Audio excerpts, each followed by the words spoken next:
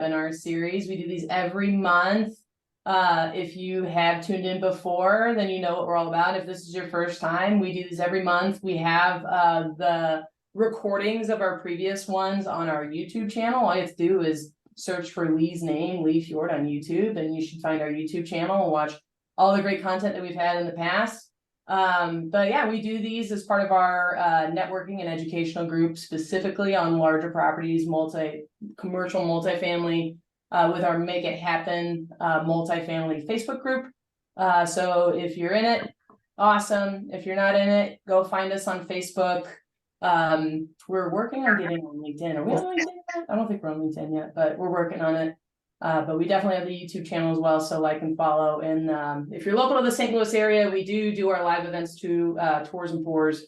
You'll find more information about those on our Eventbrite and on our Facebook page. So with that being said, yeah. Fun fact, we are at over 2,400 members in our Facebook group, and it's just growing by the day. So yeah. Nice. Ticking up there. Yeah. I'll let you do this one. Yeah. So today we're here to learn from us. We are Green Forest Capital, a multifamily real estate syndication firm. We provide investors with an opportunity to be able to invest passively in my opinion, the best asset class of them all, multifamily real estate. In an effort to be able to provide value and educate all of the people that would like to partake, we created, Megan and I, and curated the Make It Happen multifamily education platform. It's a free platform. We don't sell anything, but we do a live event and we do the monthly webinars and curate the Facebook page as well. We currently have over 50 million assets under management in 2 states. And we're growing to another state literally tomorrow. Our closing date is scheduled for tomorrow on our new project in Atlanta, which will put us at a little over almost 65 million assets under management. And we do both 506B and 506C syndications. So tonight we're talking about CapEx. So what is CapEx? What does that stand for, Lee? Yeah, so capital expenditure items or remodeling, basically. So it's not just, a single family house flip. It is major construction projects. We're talking about completely updating, remodeling hundreds and hundreds of apartments, completely facelifting an entire apartment complex. And tonight we're lucky enough to have Chris Moreland with us. To be able to walk us through the process of a major CapEx renovation of a large-scale 100+ unit apartment complex. Chris has turned over 100,000 apartments in his career, and that is growing daily by working on our properties, and over 23 projects now currently, 23 different large apartment complexes Chris is currently working on today. Chris isn't busy at all. So he's not busy at all. No, not a busy guy. and that's the best I can do for introducing him. Chris, go ahead and introduce yourself to the family. Yeah. Well, Lee and Megan, thanks for having me on. As you guys said, my name is Chris Moreland, and I'm the owner of River Valley Contracting. We've done 100,000+ units now. Not all of these are full remodels. I want to put that out there. A lot of these 100,000 have been just value add projects where we go in and change out your countertops and your light fixtures or windows or whatever it may be. But yeah, very, very busy all the time. We've turned up probably 600 million+ in exterior renovations in the course of the last 10 years that I've been working in multifamily construction. I've kind of served in both sides of the field. I've worked for multifamily management companies overseeing construction and on the project. So on the project management side, as well as the construction side. If you want to go to the next slide, we can hook right into it if you want. Yeah, for sure. Yeah. And just elaborate for people that are really, really new to this. This is there's 2 big parts to a multifamily value add business plan, right? One is adding value by improving the property. And the other then is increasing the profitability, reducing expenses of the property in order to bring up the net operating income. So Chris is literally half, like what his company does is half, is really the thing that is what is making our ability to increase profits a possibility. So this is a huge part of any multifamily value add syndication you might be looking at or interested in. So that's why we thought it was so important to have Chris on here tonight to understand, like, this is such a big part. You have to understand what the business plan is when it comes to CapEx in these multifamily deals. So yeah, and right off the bat, once you guys have locked down a property and it's time to get busy, in my opinion, the capital expense portion of the property is the most important, to be honest. Because if you don't have quality units to be able to lease, then you don't have cash flow. That's just the way it is. exactly, hard to drive rents if the units aren't nicer. Sure. And also, it does give you the kind of the warm and fuzzies by increasing, everybody's living on, the way everybody's living on the property. You see these properties that you purchase and they're highly distressed, and you get to increase, the quality of life for all the tenants or the new tenants or potential tenants on the property, which is really nice as well. That is 100% our goal, is to provide a wonderful place for our tenants to live and become the best versions of themselves. And you're a huge part of that. So let's hear about River Valley. I want to hear about your company.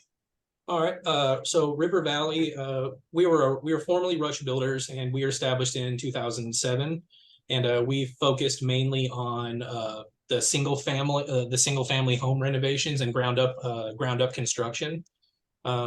And we carried for 7 years. We carried A+ rating through the Better Business Bureau. We did a lot of house flips for a lot of major builders across the country. And then we decided to shift to the multifamily market. And at the same time, I also accepted a position working as vice president of construction management for a couple of very, very large management companies. And the reason why I did that was because I figured if I'm going to get into the multifamily business, whether it's construction or the investment side, I wanted to know as much about it as possible. So currently River Valley is operating in 40 states. We specialize in distressed property rehabilitation. Like I've said, we've completed 100,000 plus interior upgrades and 60 million in exterior repairs over the last 10 years. Our goal as a company is always to make your property is to create the most painless renovation process for our ownership groups that we work for. Man, Chris, you are a man going after my own heart, because I did a very similar approach when it came to wanting to learn everything I possibly could about commercial multifamily. I just went in the direction of the broker as opposed to the direction of the contractor. Mm-hmm. And you probably went about it the better way in many ways, seeing everything inside and out. But grass is always greener. Yeah, always. The grass is always greener. So yeah, let's keep it going. Both are very valuable, for sure. What we do. So over 10 years of excellence, that we have a proven track record over the last 10 years that we can come into your property and do what we say we're going to do it in a timely manner, stay on our timeline, stay within our budgets, and be flexible and work with all the people that we work with. We offer free due diligence for your to build your property assessments nationwide. If you guys are looking at investing in a property and you've got it under contract and you're going to do due diligence, give us a call. We'll come in and we'll build your capital expense plan for free. We'll do it just so we can have a shot at being able to earn your business and earn your trust. We have skilled tradesmen and project management on day one is what we guarantee for your first. So the day one when your property closes, we will have skilled tradesmen and project manager on site ready to get working for you. All the services we offer, of course, we offer all of our renovation stuff. We offer project management. We can build your lender draw requests for you, lead your third-party lender inspections on the properties. So really, we like I said, we like to form a partnership with all the people we work for versus just being some kind of a hired contractor.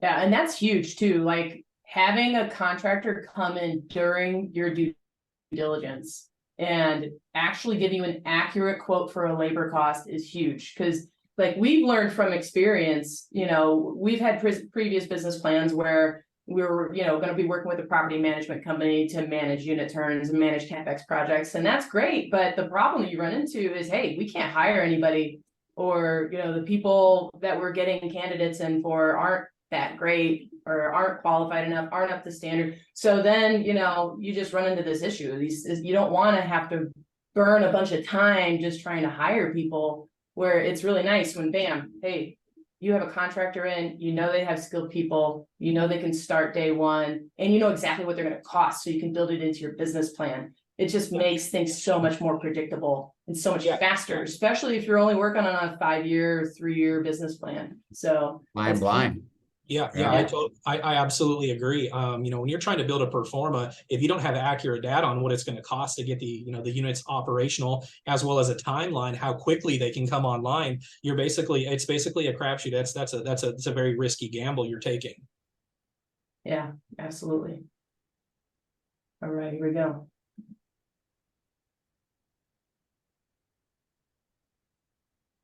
So we've developed kind of an interesting way that we operate over the years. So traveling nationwide and working in distressed properties, there's always a lot of vacancy. So typically our crews, once contracts are signed and we mobilize on site, our crews will stay on site, and they literally will work in shifts 24 hours a day if the property will allow for that, to be able to get the units back online as, you know, as quickly as possible. So our teams work continuously to expedite the project as fast as possible to make sure your units get turned and get online. We do video documentation. We do before, during, and after videos. All of our video documentation is stored within a spreadsheet that we give all of our owners that's updated real time. So everybody can just open up their Google Docs, log into it, check it out, see exactly what your unit progress is, click on the link, take you to the videos. You can see what's going on in your units, which is really great for ownership groups because, you know, you guys have a lot of partners and a lot of investors and they want to know what's going on. Well, it's very, very easy to be able to say, well, look, this is what's going on. We'll just log into the spreadsheet and we'll show you exactly what's happening in your units. It just makes it very, very convenient for everybody. Our unit renovations, as once work is completed, these units are added to be our renovations. Oh, so when our guys stay on site, what we do is we just add those to the units that they're staying into the renovation plan. And then those units will be the last that we renovate on the property. You do it while you're living in them? The very last ones we do a lot of times. Yes, ma'am. You're like sleep painting? Yep. Yeah, they gotta live in shambles for a couple of weeks, but we make it work though. Yeah. No, that's awesome. Yeah. I mean, the greatest part is the transparency that you give to your clients by, you know, making sure that they're truly aware of exactly what's going on. And at the end of the day, time is money. I mean, if you have 10 units that should be rented for, I don't know, let's call it $1,200, you're losing $40 a day per unit. You're losing $400 every single day those 10 units are in the, you know, in the pool of units that are being remodeled. So speed is the name of the game for sure. Yes, sir. Absolutely. Yeah, speed and quality. It's a hard thing to balance, speed and quality. But working with a contractor that specializes in one thing, we only do multifamily. That's what we do. We do it day in and day out. All of my crews have been trained for the normal things that we're to expect in every single apartment unit that we touch. So it just makes the process a lot smoother. Yeah, what is your training process? Do you have them, anybody who starts with you go through like a little boot camp or something, or? Yes, ma'am. So all of our new employees, when they first sign on with us, they get pushed to one of our C-class properties. So they get to deal with the worst of the worst right off the bat. So because once you've been able to master and work with all the my skilled tradesmen that have already been trained on such a, on a tough lift, then it makes shifting over to some of our A-class properties a lot better. It makes, the quality of work just, when you start in the worst and then move to the better units, the quality of work is just amazing. Gotcha. Nice. All right. So you guys do the exteriors too? Yes, ma'am. Yeah, we've done over 600 million. We like to take control of your entire capital expense plan. You got you have to do stuff from your lender that said, your lender required repairs. We like to be able to knock those out for you right away to get your lender in good standing. And they come to your property and they do an inspection. They're like, wow, you guys are doing a great job. That keeps everybody paid all the time, which is the number one priority in my opinion. But yeah, we can handle anything. We do roofing, we do gutters, we do siding, we do windows, we do foundational repair. We literally just about anything you can imagine we take on. That's awesome. And the pictures and the video, like that's huge too, because that's some of the main feedback that we get from our investors is that they love how frequently we communicate with them and how frequently we show them progress on the property, and having the contractor that's plugged into that and able to help us so we're not having to pull teeth trying to figure out what's going on or see what's going on. That's huge. So that's just another thing that you don't have to worry about. If you make our job easier, guess what that means?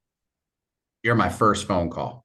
Like literally, if you can make our job easier and allow us to convey the appropriate message to our investors with clarity and on time, because we send out a monthly newsletter every single month for every single individual property, not having to go chase down the manager to go get before and after photos of a unit remodel that took place is wonderful. Just to let you know. Wonderful.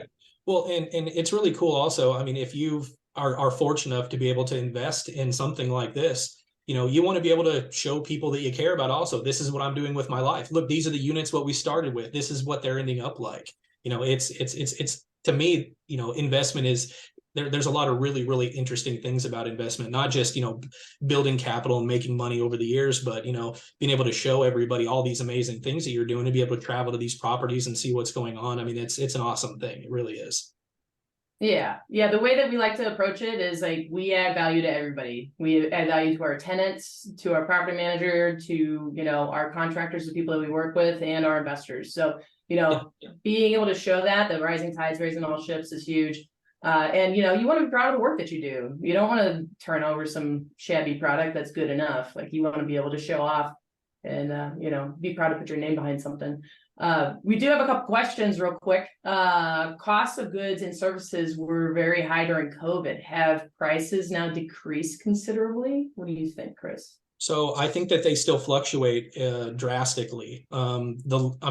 If you're talking about ground up construction, if you're involved in one of those processes, lumber prices still fluctuate very, very inconsistently. We know one day, like literally you can go in and apply and have somebody price you out a lumber package and then come back the next week and there's a drastic difference in the price. And then it's not so much the price anymore of goods, it's the availability on things. So I get calls all the time from my Lowe's rep saying, man, we've got all your light fixtures, but they're sitting in a container on, at some port. We can't get them unloaded right now. So it's going to be late. So it's kind of hit and miss on the material thing.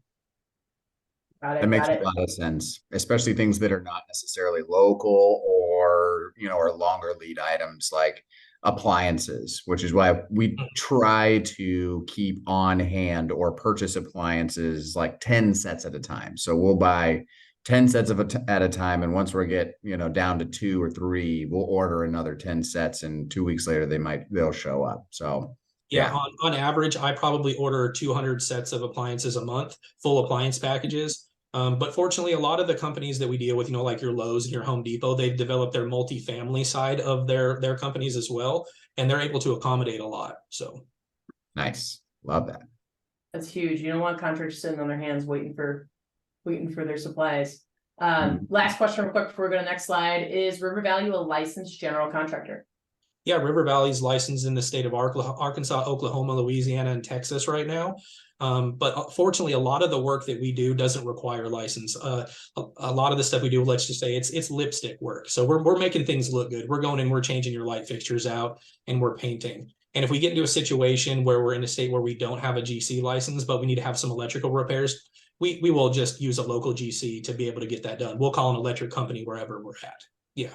Or a plumber or whatever we need to make the job successful. Awesome. Good stuff. Yeah, that makes perfect sense. I'd hope so. All right. Paying. Everybody likes to get paid. How does your billing structure work? So on labor only jobs, we do 0 deposits, 0 mobilization fees. We bill upon our unit completion. We back charge for any materials that are not provided in a timely manner. So if we have a contract with you that says we're going to provide labor for this job, we're not going to be purchasing any of the materials. You know, it states that you guys have to provide the materials for us in a timely manner. If we get on site and for whatever reason, and for whatever reason, the materials aren't showing up on time, that we will actually go and we will grab our own materials to finish your units to stay on our timeline. And then we will just back charge for the materials that we purchased. We do not upcharge for any of our materials, by the way, and I do have nationally managed accounts with all your major building supply companies across the United States, and we get great discounts, and I even apply all of those discounts instantly when I purchase goods, so you guys get to take advantage of all the savings that we can offer as well. We bid all of our jobs on man hours, so if you're not, so the reason why we would just jump ahead and go ahead and purchase materials on a labor only job is because we bid our jobs on man hours. So if we're sitting around waiting for your guys' materials to come in, we will just go ahead and get them because we need, because I have to pay my guys on site. So I want to make sure that my guys are staying busy at all times. Yeah, and like on the slide, it says no upcharging for materials and savings are passed on to everybody. Yep, absolutely. So we know from experience of working with you, but just for the good of the group, like, if you're doing, 90 units at a 130 unit property, like how are you unit by unit? Are you an average pricing? Like how complicated or complex does it get? Yeah, well, it depends on kind of the ownership group. Normally, our normal process is we bill everything on an average. So, and I get this question a lot. So some ownership groups will have meetings with their investors and they want to know why a 1-bedroom unit Please mute. We're good. All right, so our customer, investors will want to know why a 1-bedroom unit costs the same as a 3-bedroom unit does, and that's because we base the bid on average. So if comparatively, if you look at all the different types of construction right now, so if you're in a single family style construction and you hire one of those GCs, they're used to bidding a job, and average right now ranges for a renovation of between $15 and $75 a square foot. You just can't do that in multifamily. It doesn't work. It just kills your performer. You're not going to make any money that way. So we have to be kind of creative and figure out how we can get the price down to where it fits in your guys' budget, where everybody's making money. And so we've kind of figured out that the best way to do that is just base everything on an average. So if your average square foot is 900 square foot, then I'm just going to base every single unit off of a 900 square foot average. So it may seem like I'm getting over on somebody on a 1-bedroom unit, but really I'm not, because I'm on a 3-bedroom unit. You're kind of getting over on me based on average. Yeah. That makes a lot of sense. I was surprised to see that on one of the projects that you're on right now in Arkansas that we own, where we have everything from 1 bedrooms to 4 bedrooms, and the price was the same for the labor. So I was, it was like, wow, okay, yeah. Well, and to be honest, if you're getting into things like flooring, it makes a difference on that, right? It really does. But when you're talking about a unit that doesn't have flooring, like we're in one of your properties, we're not putting flooring in some of the units. The flooring is already good in there. So we're just painting and doing, the regular upgrade. There's only a couple $100 difference between painting a 1-bedroom versus painting a 3-bedroom anyway. Got you. Makes all the sense in the world. All right. So yeah, we covered some of this, but yeah, on material plus labor jobs, you charge slightly different. Yeah. So depending upon the size of the job, if it's a smaller job or we're only going to be able to take on 5 units at a time, then I still will not even charge anything. We'll just purchase the materials. We'll come and turn your units and I'll bill you at the completion of the job. But if I'm entering into a big lot, 100+ unit job, then normally what we do is we charge a 50% mobilization fee for purchasing our materials. We never charge for any of our labor up front. That's not what the mobilization fee or deposit is for. It's literally just to help us with material purchasing. And the same thing goes upon that. If I'm purchasing all the materials, all of the savings that I get from all of my nationally managed accounts, those get passed on to you. I'm probably the only general contractor, I would assume, in the United States that a lot of times will consistently bill less than what I had quoted for. And the reason for that is I bill on average. And if I can actually get my materials, like if you guys are giving me a mobilization fee and I can get a really good deal on my bulk materials, I'm going to invoice you for the money that I spent on those materials. So yeah, so I kind of pride myself on that, and I have a lot of owners wondering why that I'm consistently charging less than what was quoted, and it's just because of material prices. Yeah, nobody's gonna be mad about that. No, absolutely not. And I'm happy to do it too, because I pay my guys well. They make their money at the end of the day. If I can pass on some savings with the material to you guys, it makes me feel good. So Yeah, for sure. We had a question in the group. What's the name of the company? We're here with Chris Moreland of River Valley. Yeah, River Valley Contracting is the name of my company. And Is the Chris, website the yeah, we have www? lots of owners in the room, several owners or will be owners in the future. Definitely make sure at some point when convenient to add all your contact information in the chat so that, you know, these folks can be able to get a hold of you. Sure, yeah, I'll absolutely do that. Yeah, probably better than just saying it out loud like I was asking. And a newly built gorgeous website from what I'm understanding. Yeah, so we were in the middle of building this new website. In fact, it's not even a regular .com yet. It's a GoDaddy.com because they're still working on it, and it may be a little glitchy to start off with. But that I did post that though, and our email is operations@rivervalleycontracting.com. Nice. You guys can just Google Chris Moreland Multifamily, and it'll pull all that stuff up. We have a Facebook page and a website and all that information about me, my personal information, what I've been doing over the years in multifamily. All right. Last question before we move on. How many units can you turn a month on average? So I can turn as many units as necessary. We operate between 160 to 360 employees.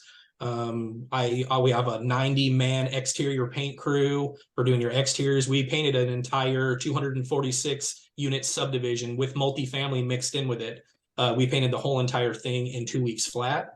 But on average on a property, we try to turn 20 units a month. That usually fits within everybody's kind of time frame. So, and also some properties, you won't have as much vacancy as others. So some properties will only turn 5 units a month. But on average, as a company wide, we probably turn between 500 and 900 units a month, probably between all the jobs. Yeah.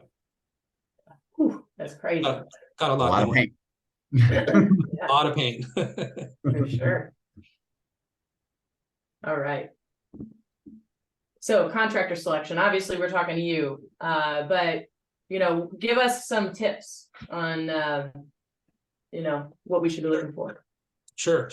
I'll go off the slide to start off with. So, I posted, make sure that you have a detailed scope of work when you're entering into the bidding process, right? And the reason for that is if you don't have a solid set scope of work for all your different contractors to bid off of, then you're going to see a wide variety of numbers coming back. And you may think, well, I'm getting a way better deal with this contractor, but truthfully you're not, because he didn't bid everything that you want done. So make sure that you have a really good set scope of work before you start dealing with your contractors. And then once you do get your bids back, you need to be very thorough on checking your contractor's references. And so that means assessing the quality of the work they did, determine the contractor's capacity and financial stability, and ensure that they can handle the job size and the funding process. And so you guys, there's a ton of really great single family contractors out there. And they can certainly do a great job. And I'm not going to dispute that. But at the same time, you don't really want to award $1 million contract to a small company like that because they just don't have the capital to be able to back that kind of job. And in the same sense, you may not want to go with the largest company a lot of times too, because their overhead is going to be very high and it's going to cost a lot to get your renovations done. My suggestion is you find a middle-sized company that specializes in what you want them to do, right? So I specialize in all things multifamily, but like somebody asked about am I a licensed GC? And I say that I use contractors in different states if I don't happen to have a GC license in that state. It's the same thing. If you want electrical stuff to get done, make sure that you're using a qualified electrician to do that. If you're trying to get somebody to do paint work, you can bid it out to do paint. But you don't want to use a GC that doesn't specialize in the type of work that you're trying to get done. Nothing worse than a painter doing electrical work. Or the other way around. Yep, exactly. Yeah, it's a lot harder to paint, you think. For sure. And talk to me a little bit too about like since you mentioned it, I've been curious. So when you're doing the material sourcing, if you move to a market, like you move to a new market, say Atlanta, for example, I'd imagine you have the storage issue and the logistics issue, but you mentioned all your contacts with Lowe's and Home Depot and stuff like that. So do you just reach out to the local Lowe's, Home Depot and say, hey, we're going to be estimating this, like keep this much in stock, and they kind of work with you to make sure that you're not waiting too long for them to backfill refrigerators and things like that? Yeah, absolutely. And I try to plan ahead all the time too. I know that, if I'm doing a 20 unit swing, my first order is going to be for 40 units worth of material, and Lowe's will absolutely store that on site. And if I'm in a situation where there's not a Lowe's real close, but I still want to use Lowe's as my material vendor, then we'll purchase Connex, or we'll rent Connexes, come on site. And then Lowe's Pro, Home Depot Multifamily, they'll actually come in and they'll stock all the shelves. They'll erect shelves inside of our Connexes, and they'll make sure that they keep those things full for us all the time too. With the little things, like you need caulking and fittings, stuff like that. They'll make sure that stuff is stocked all the time. So yeah, that's how we do it. That's huge. I haven't heard of Home Depot Multifamily before. Have you, Lee? No, we've used Chadwell, HD Supply, but yeah, those are normally ones. So Home Depot owns HD Supply now. They purchased them a couple years ago, and HD Supply used to have HD Supply Multifamily, and so when they purchased it, they transitioned it over to Home Depot Pro Multifamily. So they actually can provide all the normal materials in high quantity that we normally put into all of our apartment units. That makes all the sense in the world. That's freaking awesome that they'll just go stock your Connex box for you. Like, that is epic. Yeah, you guys will experience this on the Atlanta job. I have Lowe's Pro coming in down there. They're going to come in. They're going to do takeoff on the property, which means they're going to count every light fixture, every light switch, everything we need to be able to build our capital expense, plan as far as materials go. Oh, and then we're going to mass order them and save even more money and do more with less. Yep. Not us, Chris. Yes. If you want to join the team, let me know. I got a job for you to do. I'm not a very good painter. All right. See, there's some questions down here. Let's see. Oh yeah. What is the average price per square foot to turn a unit, including labor and materials? Okay, so in your standard setting, like if you're in commercial or single family homes, the average price ranges wildly between $15 and $75 a square foot. Normally, the normal renovation price for multifamily that I'm experiencing right now is about $10 a square foot for a full renovation. Yeah, so you're talking floors, like the whole shebang, floors and ceilings. Yeah, and the great thing about doing 100 units at a time is you really do get a great deal on a lot of your materials. So, going into buy LVP flooring for a single family home, 2,000 square foot, you're going to pay $3.15 a square foot just for the material, versus doing, 20, 30, 40, 50,000 square foot, you get a heck of a deal, and you're paying $1.05 a square foot for your material. Mm-hmm. Oh yeah. And then, how about, does that even apply? Does that hit like cabinet replacements and new counters, or, even with new cabinets? All right. I like that. Down in Atlanta, you guys are going to be doing full cabinet replacement probably on that project. I have my cabinet pro guy from MFS Cabinets based out of New York. He's going to come down. He's going to do the same thing that Lowe's does. He's going to measure every cabinet. He's going to measure all the floor plans out, get it planned out. And he's going to send us full renderings of all the layouts. Nice. Well, Caleb, who posted that, is probably going to be needing your phone number, because I know he does a lot of turns on his portfolio down in Texas and Florida. Yeah, and other places. Love it. So yeah, what are some things to avoid when looking at? Oh, that's what you already mentioned. You like painting and electricians and painting. Sorry, I'm catching up with your slides here. All right, let's go on. Construction budget. All right. The most important part of building your budget is at time of due diligence, because you can't plan your budget after you've already submitted all your stuff to your lender and what you think may be the dollar amount of what it's going to cost to renovate your units. Involve your contractors to provide estimates for the essential and the desired property improvements. So, you know, you have to have funding to do the absolute necessary things. If you're doing in 2- and 3-story unit apartment complexes and you have subfloor issues, that's something that you need to budget for. So you need to make sure that you're budgeting for that, and you want them to give you an estimate on your vision for the property. This is what we would really want, and have them break it down line item by line item. And then you can work backwards while planning your capital expense budget. You can start eliminating the things you don't absolutely need. And so that's generally the process that we follow when we go on site to be able to build a capital expense budget for you guys. Oh, I've been on site at a few properties where you'll pull, you know, in a 2nd floor or 3rd floor unit, they'll pull up the carpet and it's just that gyp creek is just turned to dust and or spider webs, and basically the subfloor layer that they pour, which is essentially a form of concrete in apartments. And if you find that, I mean, you got very few ways to be able to throw, and they want to remodel it and put luxury vinyl plank over it. Oh yeah, try shoveling it all out, and then laying a whole new subfloor, and then making sure it's absolutely perfect before you put in that luxury vinyl plank. And guess what happens in most cases with those properties? The vinyl floor plank will fail regardless, is 90% of what happens. Yeah. Well, I was going to say, and also you didn't budget for it. Yeah. If you didn't budget for those subfloor repairs, and they can get costly. And so in a situation like that, you're faced with 2 decisions. Do I bite the bullet and pay to have the subfloors repaired, or do we do patching on it and then we switch the material that we're going to put on it? You know, you could use a vinyl flooring that's thicker layered, or you can use a carpet in that setting. Yep. Sometimes you got to shift gears and adjust course. Yeah, no, that's huge. And then what was I just about to ask you? I'm blowing my mind here. But yeah, no, that what I was going to mention is that, you know, for this Atlanta deal, we had we did due diligence 3 days long. We had over 40 contractors there doing inspections, giving us quotes, detailed quotes, pricing out things, looking at, you know, hey, what are the issues? What's going to need to be addressed? What are you not seeing?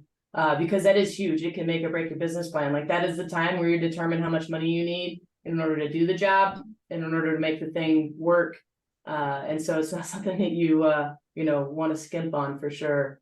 So, and having, even so, if you've got very accurate numbers, you also have to make sure you're budgeting for the unknown, right? So that's where, you know, your contingency funds come into play, because you may have walked, you know, 80% of the units or whatever you may have walked, and then you come back and realize, well, we did find subfloor issues in a lot of these units. And, you know, for marketing purposes, you always want your units to match, right? So when you're marketing a unit on your website or wherever you may be marketing from, and you know, it looks a certain way, when a prospective tenant shows up, you want it to look what it looked like in the website. So you try to make everything the same.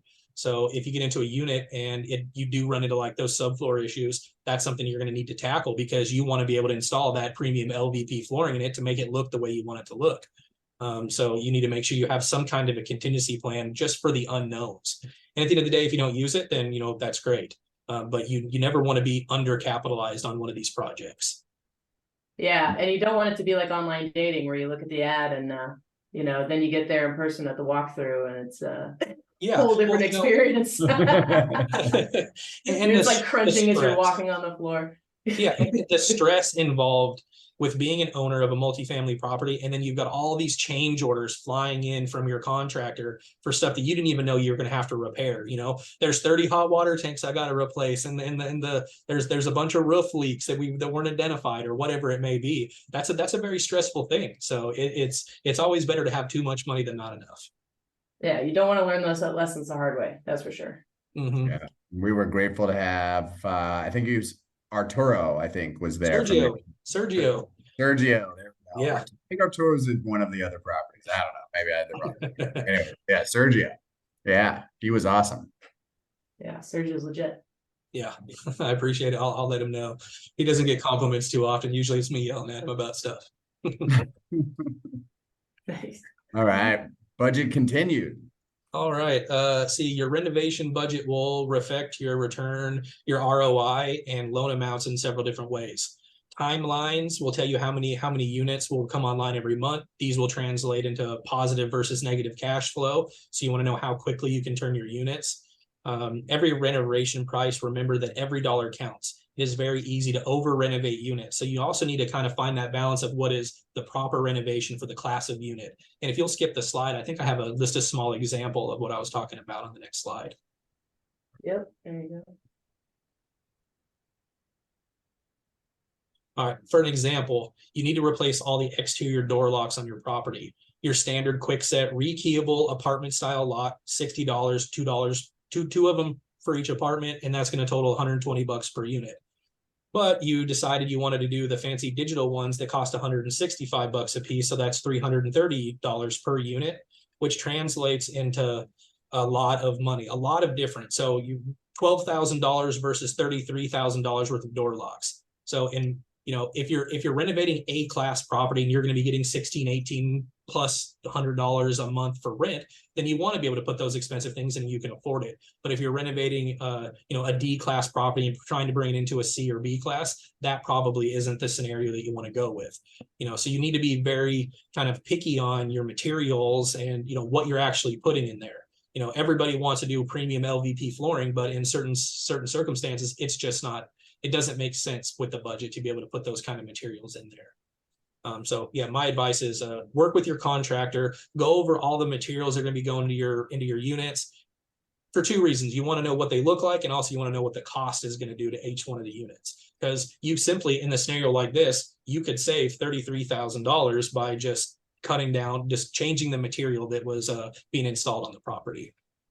Yeah, and this is huge on doing your homework as an owner too, like doing your comps, looking at your comps, actually physically walking your comparable properties in your market to see what the finishes that they have are. Because if everybody else has keyed locks and then you're putting in the digital keypads, but they're kind of, they're your competition, they're setting the market price. Like, are you going to get that return on investment like you're saying? So yeah, that's huge. Another one that we see and we debate about a lot is the granite versus the laminate. Is like the countertop prices.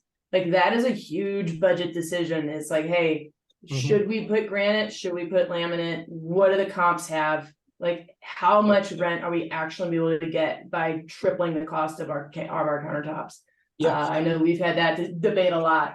So yeah, and sometimes it, and we've done this on several properties. It kind of proves sometimes to just do a first round of renovation with what you want versus maybe what you need on the property, and see what kind of rent rates you're going to get. I mean, if you do 5 units with granite and 5 units with laminate, and you're getting the same rent rates for both, and the tenants seem to be happy with it, and leasing is moving along quickly, and they're able to turn those to lease those units with a lesser material, you could save a lot of money by installing the lesser quality material.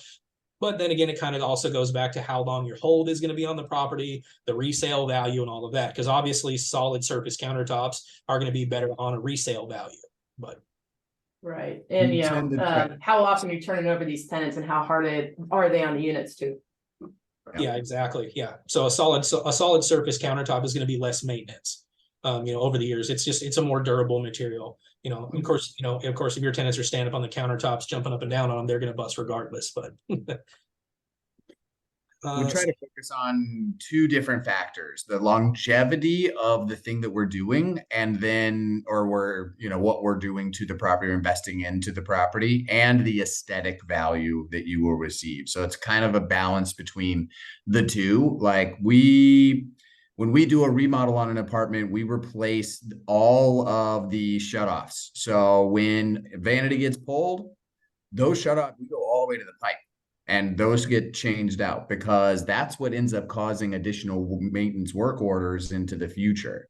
That we make sure the toilet is, either replaced or completely rebuilt with a new, flapper and all of the things. And every time we turn out a unit, because it just prevents future work orders for the next time once you move a tenant in. There's nothing worse than moving a tenant into a brand newly remodeled apartment with yesterday's toilet, that then they call you and say, oh, the toilet's broken, and they've only lived there for a week. Or the other scenario, it's the person above you that has a bad toilet, and you're in a brand new, nicely renovated unit, and all of a sudden, you know, your bathroom ceiling falls out because the person above you's toilet was leaking. Well, that never happens though. Set defense strategy right there. Yeah, never had to do any patching in bathrooms, let me tell you. Yeah. We had a question here. What are some of the big budget bust unknowns you have seen? I would say that the biggest budget upsets that I've seen in my career is usually roofing related, because, you know, you're buying this distressed property, but the owner's like, man, we got a brand new roof on there. But what he didn't tell you is that it's got 3 layers of shingles underneath it, and all of the decking is rotten. So, you know, you instantly have missing shingles on your property. And then when you start taking it off, you've got 3 times the expense because you got to haul away 3 times the material. And then you got to replace all the decking and, of course, all the damage that happens on the inside of the units during that.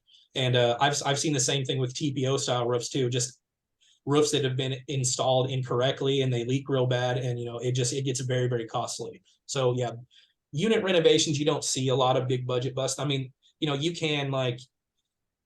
could come under inspection from the city or something like that, and then the city comes in and decides that you have to rewire every unit because it wasn't grounded properly, or they don't like aluminum wiring in there. So that becomes a big expense. But just the single things that will really mess you up that I've seen is mostly roofing related. Ooh, have you ever had to sprinkler an apartment complex? Yes, ma'am. Yep, several times. Yep. Yeah. If you've so the general rule is if you fall out of the grandfather clause, which means that if you're doing renovations on more than 50% of the units and they notice that there's a risk of fire and stuff like that, then they'll make you come in and do that. So yeah, we've had to build riser rooms. We've had to gut complete ceilings in hallways and in the units to be able to get all that stuff installed. So yeah, it's pretty costly, and it slows the job down, and it's a pain. Yeah, that's definitely not something you want to get blindsided with. Yeah, and then not to mention you have sprinklers inside of your units, which a tenant's going to hang a hook something on and pull the sprinkler loose, and then you got floods in your apartments. There's all kinds of stuff that go along with it. Oh, and then you have monitoring too, so it has to be, all those sprinkler systems have to be monitored by a monitoring company, which will alert the fire department if something happens. So you have to pay those fees as well. Oh yeah, and have them inspected. I'm pretty sure every year you have to have the whole system inspected. Yeah. Well, fingers crossed we won't have to get ourselves into that unknowingly ever. Knocking on wood. Not unknowingly. If you know it's going to happen, you just have to budget for it. Yeah. Decide if you still want it or not.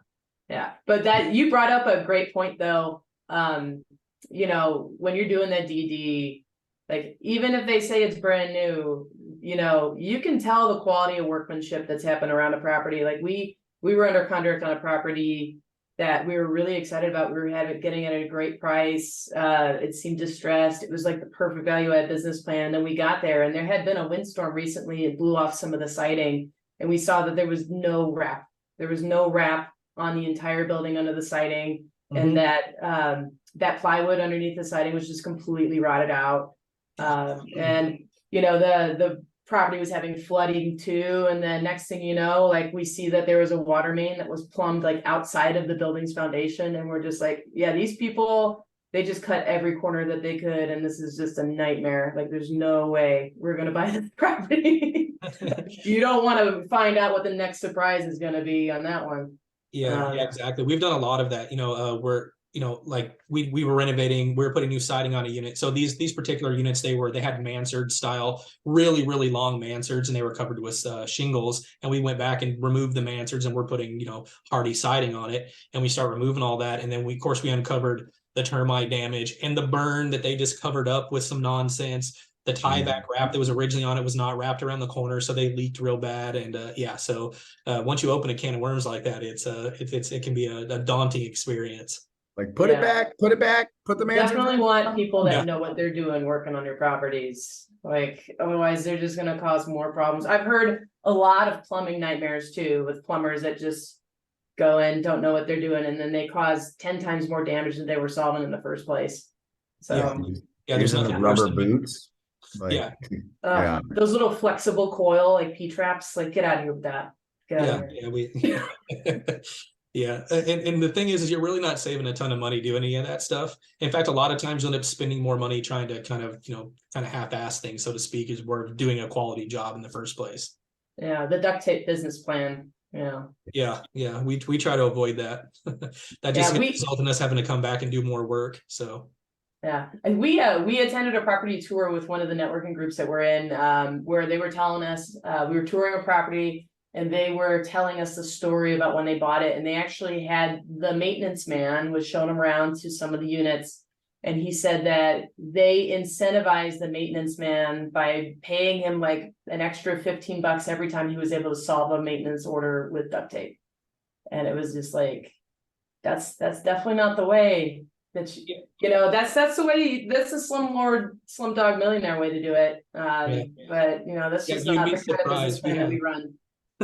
You'd be surprised how many maintenance guys approach my guys and be like, "Hey, can you come over and help me because with this sheetrock repair, because I don't know how to texture sheetrock or whatever it may be." That's crazy. We do operate here at River Valley Contracting with a no duct tape policy, so you guys can feel rest assured that's not going to be happening if we're on Written into the books, huh? Yeah. No rubber boots. Love it. Yeah, no rubber boots. Sweet. This has been great. Does anybody have any other questions for Chris? We reached the end of his slides, but just want to reach out to the group and see, what you guys are thinking. I think it's great. Get interactive. Feel free to take yourself on video and off mute if you'd like. Yeah, I got a question for Chris. Sure. So I apologize, I was a little bit late, but since you do a lot of buildings, do you guys do a walkthrough when we look at buildings, or is just focus on just the repairs on the buildings? So at time, if you guys are doing like due diligence on a property, or you already own a property and need somebody to come and do an assessment on your property and kind of help you work through building a budget and figure out what you want to do with the property, we absolutely do that. We operate in 40 states so far, but we offer free estimates everywhere in the country. We will travel. I'm based in Fort Smith, and I will drive all the way across the country to come and check your property out for free. Oh, okay. Thank you. You're welcome. Bad. All right. Anybody else? We'll open it up again at the end. Hey, Chris, I have one question. Go ahead. Sure. Sorry. Chris, we're in the middle of a CapEx project ourselves. You talked about Lowe's coming in and doing some of your ordering for you. Can you go into that a little more detail? Because we use Lowe's Pro as well, but we've not had them come out to the property. Yeah, so it may be a little bit different with the type of the Lowe's people that I deal with versus yours. I have a nationally managed account rep, but they are bringing on. So I've done a lot of testing for Lowe's. They call me. I'm one of their big contractors that works with them all the time. So they are developing a new system. So when you go into Lowe's and you talk to one of their pro associates, they should be introducing you to their new program when you're in there purchasing your materials, or just request it. And basically what they'll do is they'll send you a link, and you just go in and you kind of give them some information, property information. This is how many units we're doing. This is what we're looking at. And if you've already picked out some of your materials, you can include that. And then they will come out to your property and they will do a proper takeoff for you, whether you're nationally managed or not now. So you just need to just call your Lowe's Pro rep and just have them hook you up with the information. All right, so that's very valuable. Yes, we're doing 134 units now, and then another 90 units beginning next year. So that'll be a game changer for us. Yeah. The material handling portion of any of these big capital expense projects is just it's monotonous. It's never ending. And you're placing all these orders, and you like, yes, I'm done with my day because I got all of my orders for my material placed. And then the next couple of days the orders start arriving and they're all messed up and blah blah blah. I mean, it's just it can be a process. So we do a lot of combinations. So we try to plan ahead and order all of our stuff, and we end up having to source a lot of our stuff locally that just didn't come in on time and stuff like that. So yep, absolutely. Well, that's awesome. Definitely reach out to them and ask them about that. Yeah, and if you have any issues with that, I posted my number. I'll post my telephone number back on here, or my number's on my website. If you have any trouble, give me a call, and I can introduce you to my Lowe's, my national rep, and she can help you. She's more than willing to help you. Awesome. Thank you so much, Chris. Yep. Yeah, I'm copying and pasting your website and your email back into the chat just to bring it up to the top of the list. So any of you guys that want to reach out to Chris separately, you can feel free to do that. And then this is his phone number. So yeah. Yep. Yeah, anybody else? Any other questions? Chris, do you ever buy any of your stuff on Amazon? Yeah, we've gone down that route a bunch. The only problem that I have with Amazon is the quantity, right? So you may find some reasonably priced materials, and it's exactly what you were looking for. Then you go to fill your cart out, and you need to order 400 of them, and they only have 20 in stock. And or you get all of them. So I got 400. That's great. Then you go to place your order next time, you can't find it on Amazon, and then you have to buy a slightly different material to replace it with. So I try to use the Lowe's and Home Depots and stuff like that, just because of the consistency of the material. Yeah, that makes sense. We've had good luck with only a few specific types of product, like cabinet pulls, and we found a particular faucet for the kitchen that we literally love and haven't been able to find it even at the deepest discount if we were to buy 100 of them, we still couldn't get it for the same price. Yeah. But thankfully it's one of those ones where I'm pretty sure they buy them by the ISO container and then, drop ship them or whatever. Yeah. Well, the hardware for your cabinetry, you'll be surprised how that we handle that when on the Atlanta job, when we start replacing your cabinets. So I deal with like I said, I use MFS Supply based out of New York. They're actually the manufacturer and the distributor for the cabinets, but all the hardware will come in with them. So if you want brushed nickel or black or whatever you want, all the cabinet hardware will come in at the same time. So I'm going to get all my cabinets and all the hardware in one delivery, and they'll be labeled for the units that they go into, which is really, really convenient. Oh.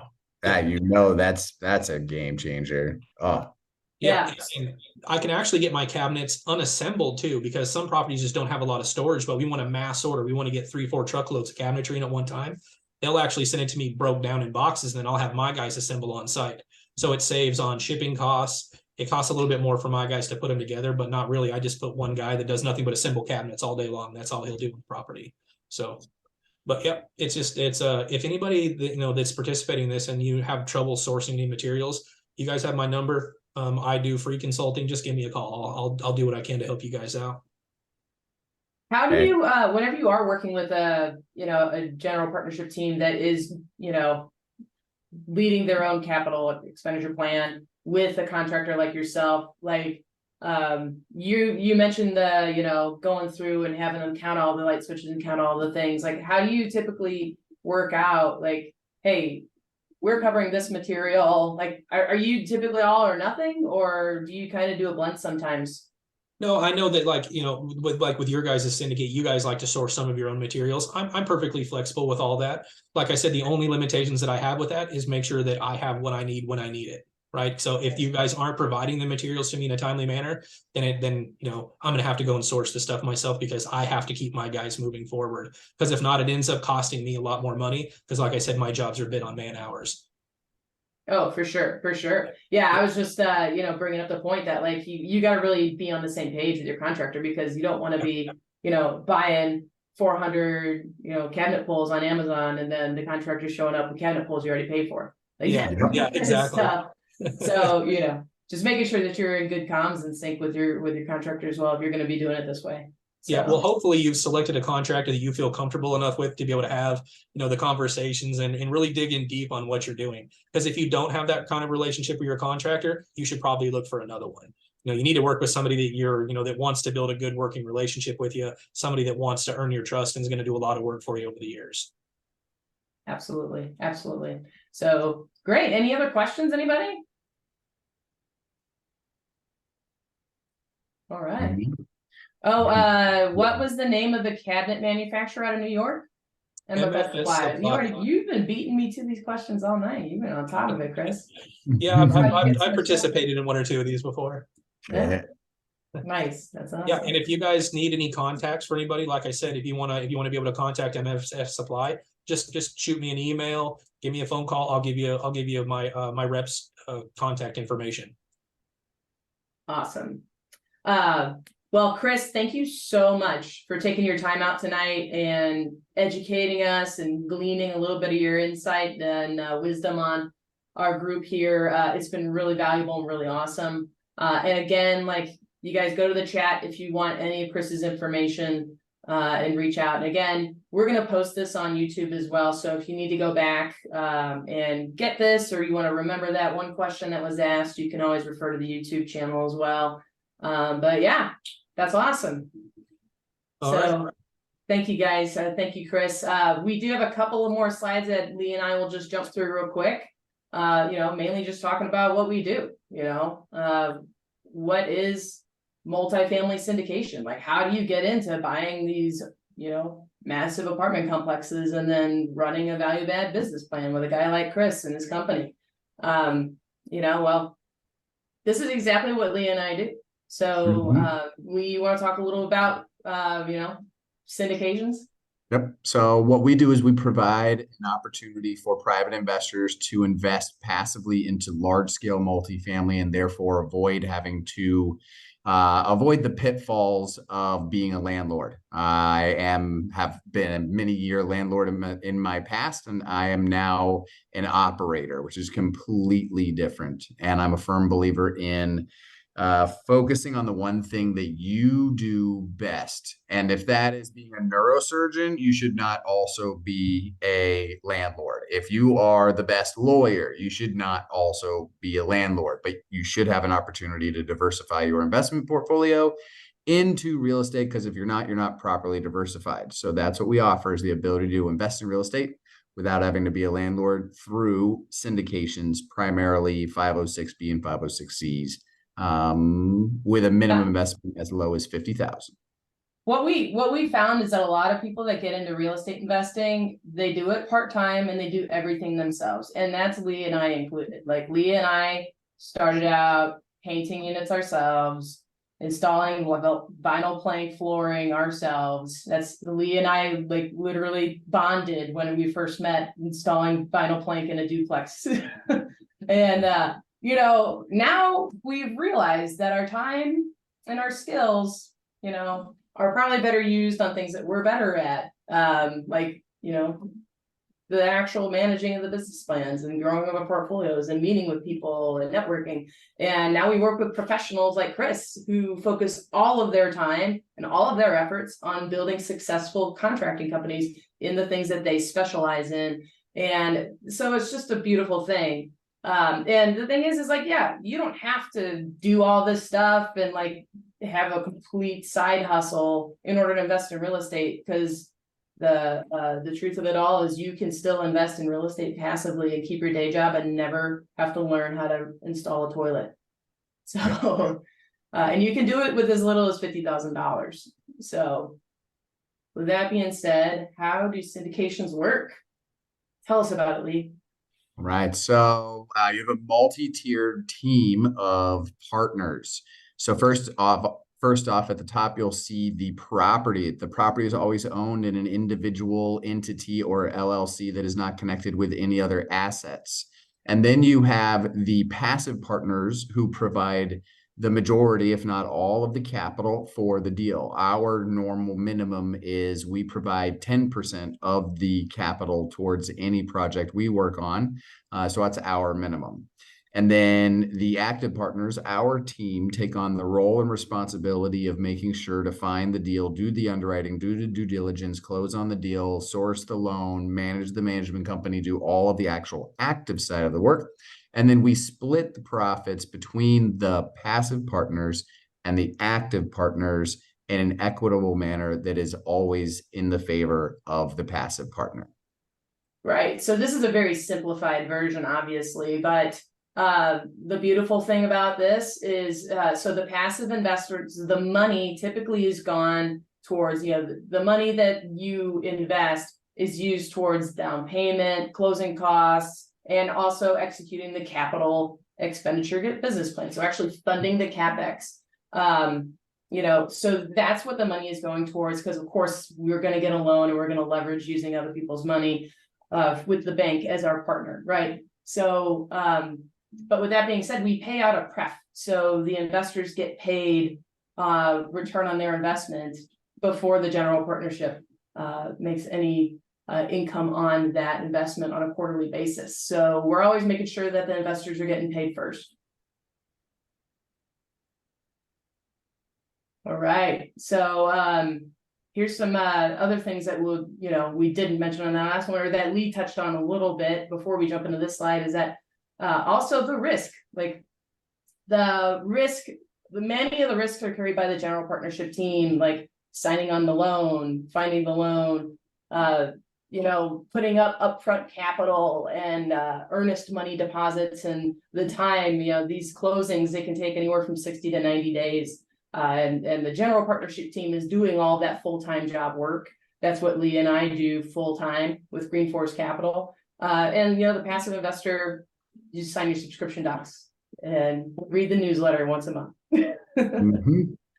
In addition to that, though, these are the other benefits. Not, it's not just the quarterly distributions through the cash flows, but there's so many other ways that you make money in real estate. And because you're a property owner, you are a part of the ownership team as a passive investor. You also get to benefit in the appreciation of the asset whenever it sells. And we've raised the value of the property. When it sells, hey, you get part of that appreciation, that equity at the sale. You're also going to get tax savings. You're going to get the beautiful thing about real estate is there's something called depreciation, and it's a paper loss. And in our business strategies, we accelerate that depreciation so that we can maximize it in the first year. We've got a really great webinar we did last month with a cost segregation company that taught us all about how we use this diversification in multifamily in order to help you guys not have to pay a ton of taxes on the money that you're earning. So this is a great way that, hey, you can defer taxes or avoid taxes on a lot of that interest that you're earning on your investment, which beats the stock market every day. And then, you get to keep doing what you do best. So with that being said, there's two types of limited partner investment and two types of syndications. This Atlanta deal that we've been talking about all night, it is a 506C syndication, which means that we are publicly marketing it. So you might see a Facebook ad or, an email about the investment opportunity, but that means that it's only available to accredited investors. And accredited investors, there's certain rules about qualifying for it. And you have to be able to prove that you're an accredited investor.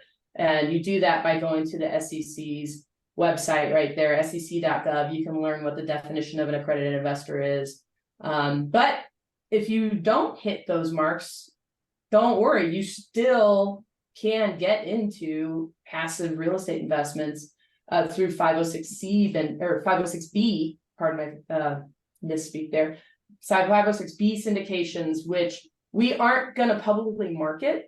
We're not allowed to, because they're just for friends and family. But what does that mean? That means we have to know you. We have to be friends, friends or family, before we have the deal, which is why we always this is why we do these things, so we can meet you, we can help you gain some insight, we can help you educate yourself on real estate investing. We can start that relationship and start now. So when the time comes, we have another deal and it's a 506B, you can get that opportunity to invest, because you're not going to read about it on Facebook. You're not going to get an email about it unless you're specifically on our investor list for 506B properties. So pre-existing relationship. And that's a wrap. So if you did want to get in touch with us and start that relationship, we haven't met you yet, please, there's all of our contact information there. You can scan that QR code and get to know us, schedule an appointment. We'd love to meet you. We'd love to help you meet your goals and learn more about your goals.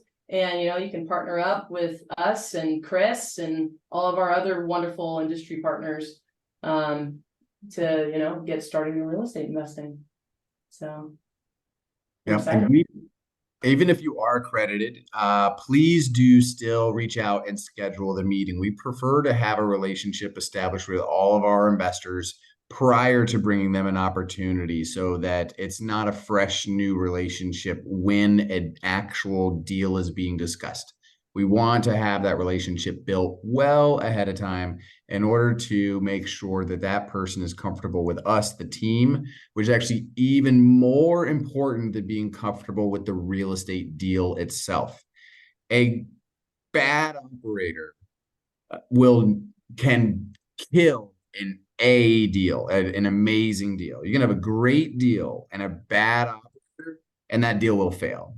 Or you can have a mediocre or bad deal be extremely successful with a very skilled operator. So make sure you know who you're doing business with ahead of time. That's all we ask, is you get to know us a little bit better. So reach out, and Yeah, all contact information is there. And we really appreciate you all coming on. And before we jump off, let's all give Chris a big round of applause for joining us today as our guest speaker. Chris, thank you so much for joining us.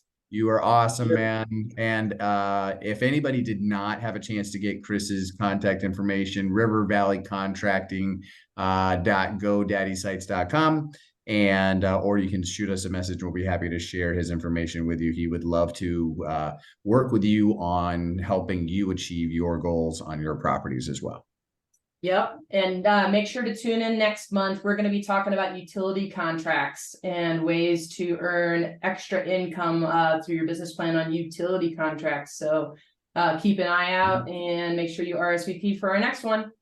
Yeah, it's a fun fact. You can actually earn up to and or around 8% of your entire property's monthly expense for their internet and cable bill through these contracts. So tune in. I mean, I know our cable bill, I'm pretty sure at home, is like $150 a month. So if we were in a large scale apartment complex, they'd be making about $15 a month off of us, the owners, if they had a cable contract. So tune in for next month's event. Love to see you there. And I hope you guys have a great evening. Catch y'all later. Thanks, Lee and Megan. Appreciate it. Thanks, Bye, Chris. Bye, everyone. Bye.